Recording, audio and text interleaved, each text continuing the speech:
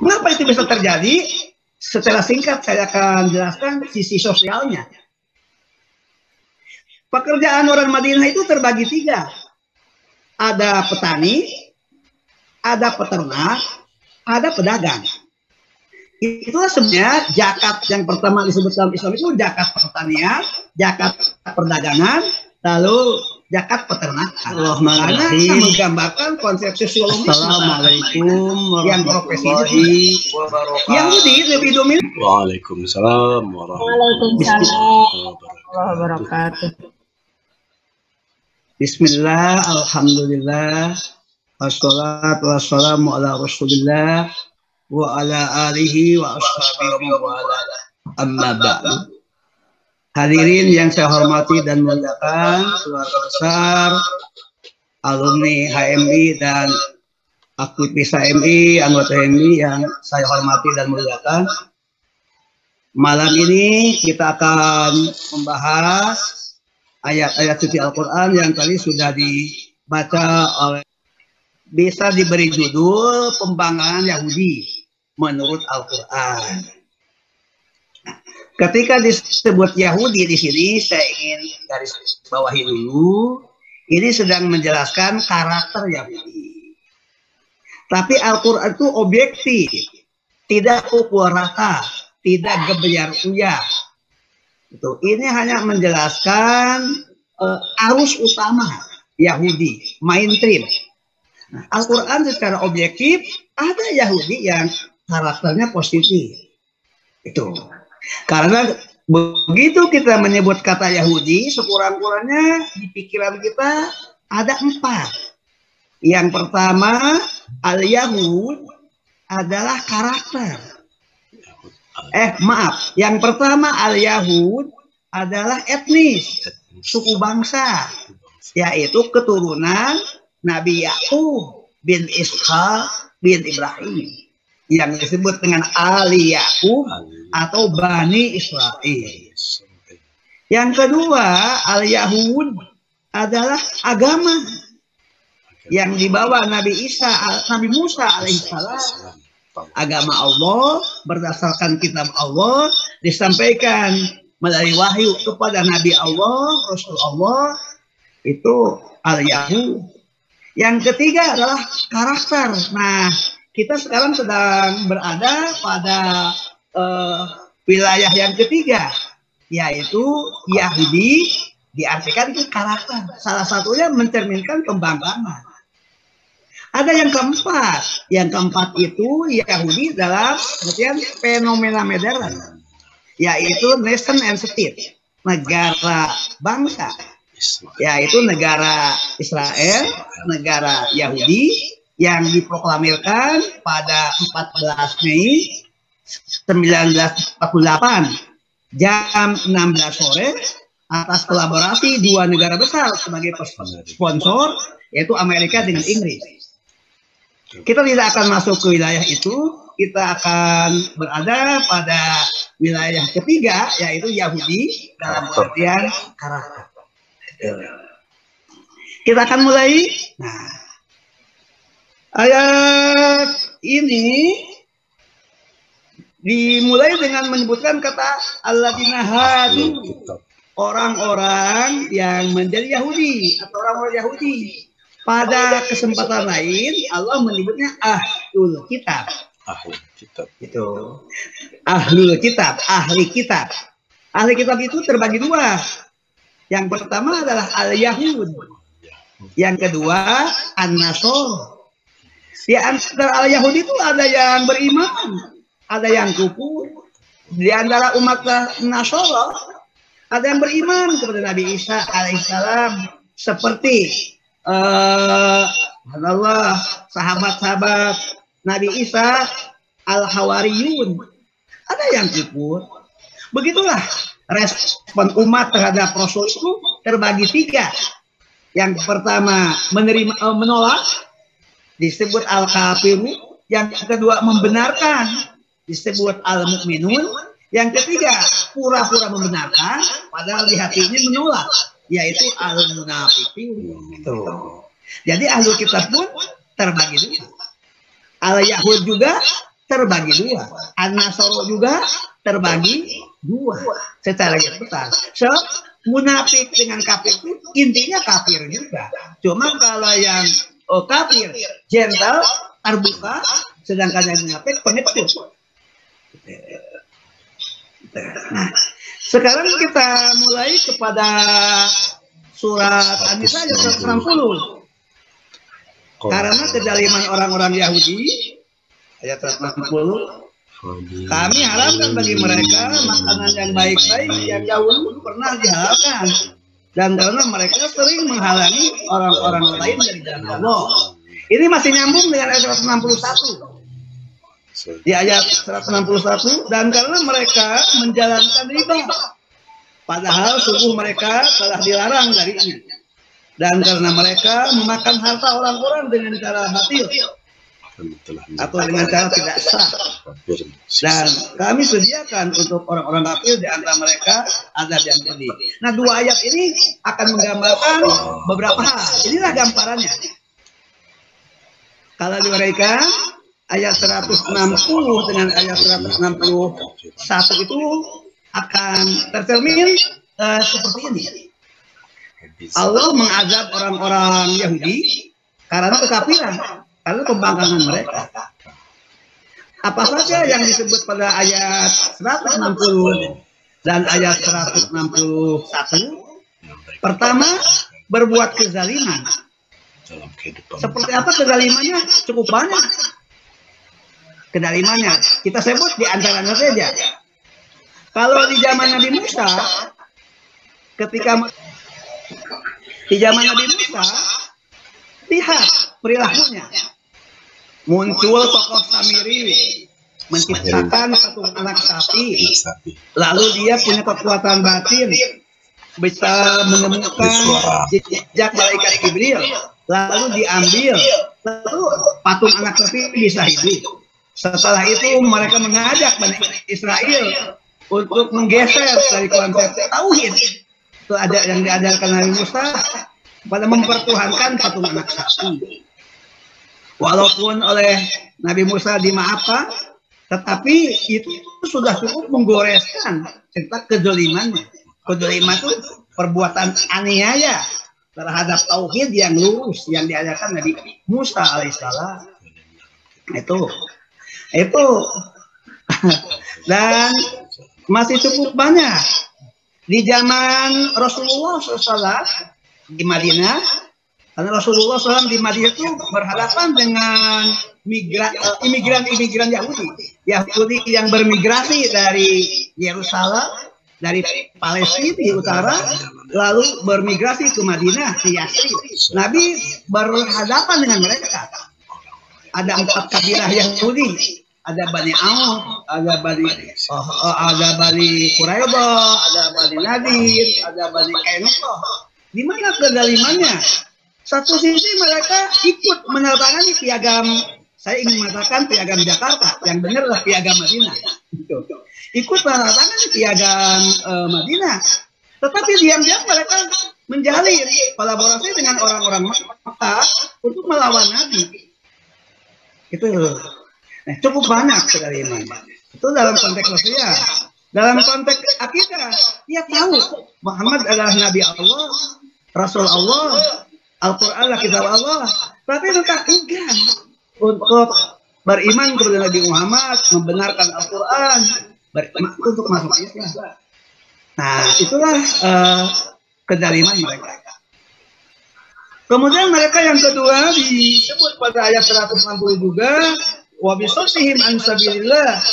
Saddihim an sabilillah itu menghalangi orang untuk masuk ke dalam Islam. Cukup banyak orang-orang Yahudi yang tergerak untuk masuk Islam dihalangi oleh pemimpin mereka. Kecuali yang betul-betul istiqomah, seperti Abdullah bin Abdissalam, menghalangi orang Yahudi sendiri, menghalangi orang-orang Arab, orang-orang untuk masuk Islam. Karena itu berarti akan menambah kuat pengikut Muhammad Sallallahu Alaihi Wasallam. Yang ketiga disebut pada ayat 161, wahrimur riba waqadnu anfu.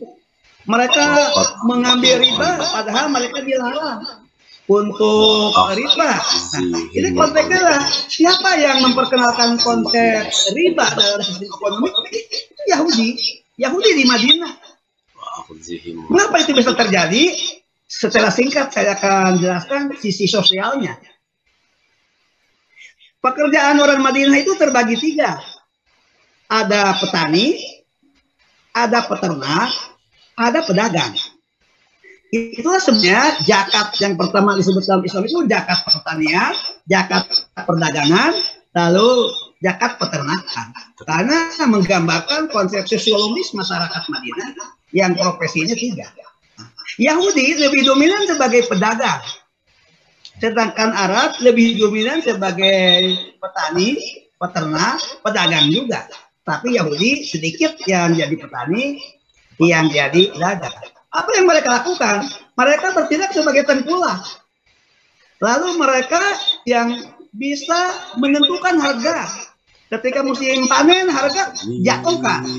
Ketika musim paceklik, dia punya simpanan, lalu harga tinggi. Gitu. Dan dia menentukan sistem ijon, termasuk riba. Jadi dia juga membudayakan tradisi riba yang untung mereka. Belum lagi mereka menguasai jalur perdagangan internasional antara Mekah Petra di Yordan, dari Mekah ke Yaman, dan mereka dengan itu mendapatkan 3 keuntungan. Keuntungan mendapatkan barang-barang berharga, kadang-kadang diborong untuk ditimbun, itu. Kedua, mendapatkan keuntungan dari sisi bea. Ketiga, dapat keuntungan dari cukai. Karena itu mereka berebut untuk menjadi penguasa di Yasin. Nah, mereka memperkenalkan konsep riba dalam sistem ekonomi lewat pertanian, lewat perdagangan, lewat penimbunan, lewat peminjaman. Itu konsep riba dikenalkan oleh Yahudi. Saya tidak ingin bercerita yang internasional sekarang. Saya cerita tentang akar dulu di Madinah. Ternyata itu konsisten, benang merahnya lanjut sampai sekarang. Gitu. Dan yang keempat, masih ayat 161 menyebut wa aklihim amwalan nasa bil batil, dan mereka memakan, mengkonsumsi, mengambil harta orang lain dengan cara yang batil. Dengan cara yang batil itu dengan cara penipuan, dengan cara investasi bodong, dengan cara manipulasi, dan itu sudah dilakukan sampai sekarang. Mungkin berlanjut. Karena itu berkenaan dengan Yahudi, soal etis tidak ada persoalan. Soal agama itu agama Nabi Musa, asal diikuti yang benar. Gitu. Soal karakter inilah yang disebarluaskan kemana-mana, termasuk mempengaruhi sistem ekonomi kita. Sistem ekonomi kita sistem ekonomi riba, sistem ekonomi kapitalis, sistem ekonomi yang berbasis kepada keuntungan sebesar-besarnya dengan modal yang paling sedikit. Itu semua adalah merupakan budaya karakter Yahudi yang go internasional. Karena Yahudi punya power, punya lobby internasional, kita terpengaruh dan kita merasakan betapa mencekik ekonomi konvensional yang ribawi itu. Saya kira itulah yang digambarkan ada 2 ayat 160, 161. Sekarang kita akan beralih menggambarkan bagaimana orang Yahudi juga yang punya hati mengikuti ajaran Nabi Musa dengan konsisten. Inilah cara Al-Quran menjelaskan sesuatu itu objektif.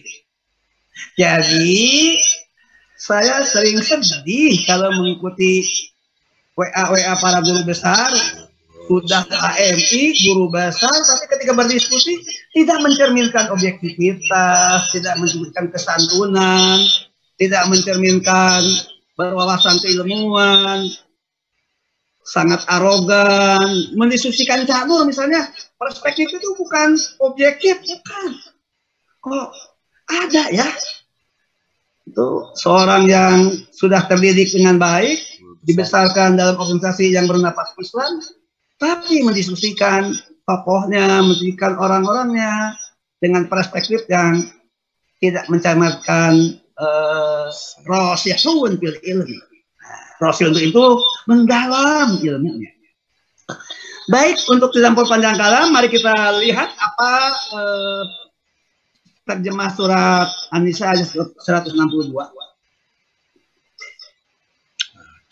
Tetapi orang-orang yang ilmunya mendalam, nah jadi ini warasikhuna fil ilmi, ahli kitab, dalam hal ini Yahudi, ilmunya mendalam.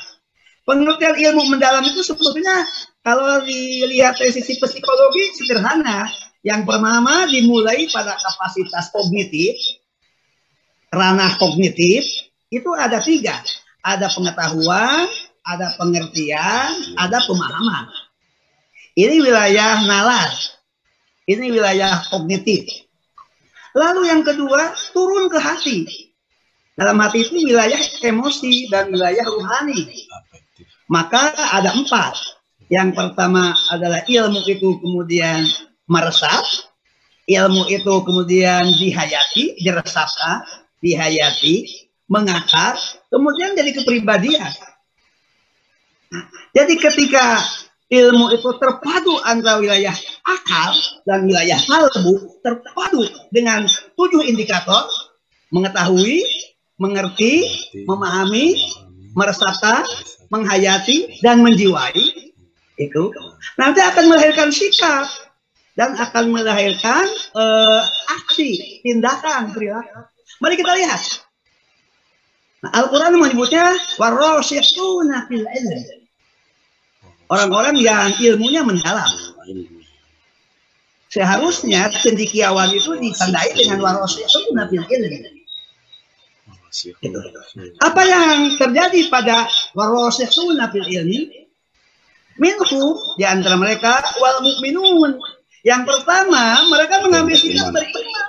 Mereka al-mu'minun, beriman kepada Nabi Musa, beriman kepada kitab Taurat, beriman kepada ajaran Allah, yaitu tidak ada Tuhan selain Allah, tidak ada ibadah kecuali kepada Allah, tidak menyekutukan Allah dengan apapun dan siapapun, tidak mempertuhankan sesama manusia.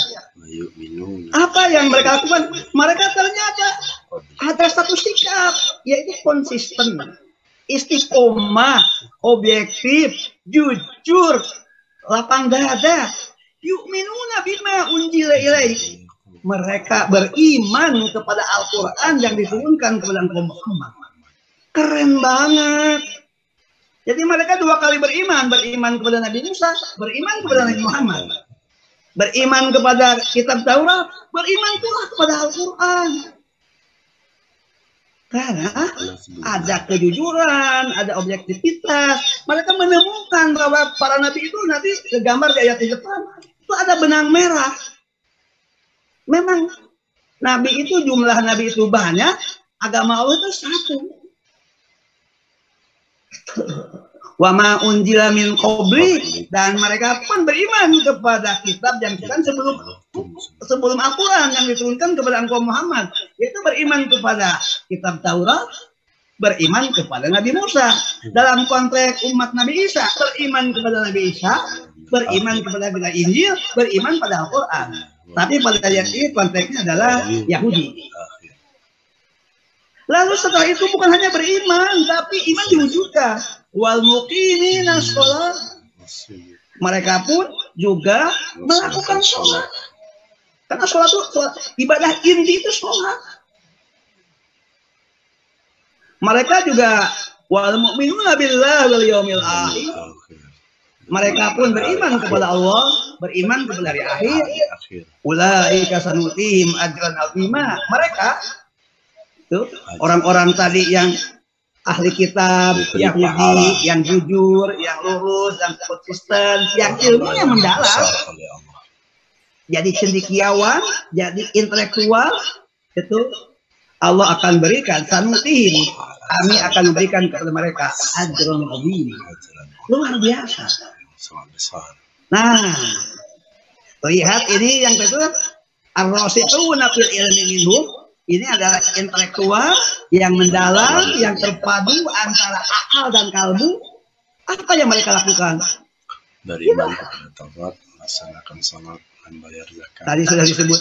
Nah, ini hanya untuk menyebut kembali isi kandungan pesan pada ayat 163. Wow. Mudah-mudahan tergambar seperti itu. Insya Allah Allah akan mudahkan kita untuk memahami Al-Quran, untuk memahami asal kita berhati terbuka, asal kita ada niat, asal kita ada kejujuran, ada motivasi, ada dorongan, ada kebulatan, tekad untuk memahami Al-Quran. Insya Allah Allah akan mudahkan. Nah, lihat. Berarti yang pertama mereka punya kapasitas berpikir, itu yang melahirkan kognitif. Yang kedua mereka juga melibatkan emosi, melibatkan rasa yang berada pada kalbu. Yang ketiga mereka juga menguatkan kecerdasan spiritual, kecerdasan rohani, al-quwah ar-ruhiyah, yang melahirkan kesadaran tentang dirinya, kesadaran tentang asal-usulnya, kesadaran tentang hidup setelah mati, kesadaran tentang kita berasal dari Allah dan akan kembali kepada Allah. Dan yang keempat, mereka punya sikap, yaitu sikapnya tidak sombong, tidak arogan, rendah hati. Mereka juga mengucapkan apa yang ada dalam pikiran mereka, apa yang dalam perasaan, apa yang ada sikap mengucapkan dengan kata, dan kata yang paling inti adalah syahadat, asyhadu alla ilaha illallah wa asyhadu anna Muhammadar Rasulullah. Saya bersaksi tidak ada Tuhan selain Allah, saya bersaksi Muhammad Rasulullah. Setelah sebelumnya dia mengatakan asyhadu alla ilaha illallah wa asyhadu anna Musa Rasulullah. Saya bersaksi tidak ada Tuhan selain Allah, saya bersaksi bahwa Musa Rasulullah. Nah, jadi syahadat yang kedua itu bisa diubah sesuai dengan beriman kepada Nabi zaman siapa. Tapi syahadat pertama tidak ada perubahan, karena kepada Allah itu tidak berubah, tidak perlu diganti. Mereka juga memiliki aksi, tindakan, perbuatan, sholat, berzakat, membangun solidaritas. Subhanallah. Dan mereka juga punya personality yang sangat baik, dan mereka pun juga terlibat dalam kegiatan sosial, membangun persaudaraan, solidaritas, memaafkan. Subhanallah, menjadi bagian yang tak terpisahkan dari para muhajirin dan ansor. Begitulah kira-kira. Dan ini seharusnya 8 variabel ini menjadi kunci tentang keislaman kita. Dimulai dari kekuatan kata, kekuatan makna, kekuatan rasa, kekuatan rohani, melahirkan sikap, tindakan, didukung oleh kapasitas personality yang bagus, dan melahirkan solidaritas sosial yang solid, yang kuat, persaudaraan yang mantap. Itu kira-kira. Nah, inilah